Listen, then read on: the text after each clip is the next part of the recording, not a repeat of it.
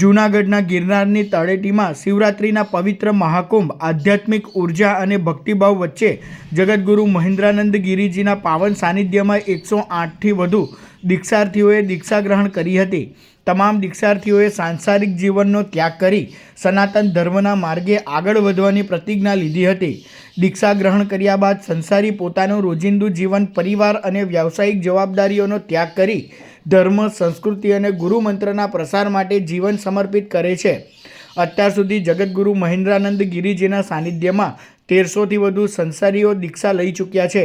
દર વર્ષની પરંપરા મુજબ આ વર્ષે પણ શિવરાત્રિના મેળામાં તમામ સાધુ સંતોની પવિત્ર હાજરીમાં 108થી વધુ દીક્ષાર્થીઓને વૈદિક વિધિથી દીક્ષા આપવામાં આવી હતી।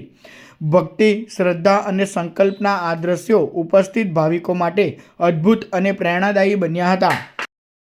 જ્યારે આજે જૂનાગઢની ગિરનાર તળેટીમાં ખૂબ મોટા પાયે દીક્ષા મહોત્સવનું આયોજન થયું છે, જેમાં શ્રી પંચદશનામ જૂના અખાડામાં અને અમારી સાથે ગુરુ સ્થાને અમને રાખી અને લગભગ 100 કરતાં વધુ 108 કે 9 લોકોએ ગૃહસ્થ પરંપરાનો ત્યાગ કરી અને સંન્યાસ પરંપરાનો સ્વીકાર કર્યો છે।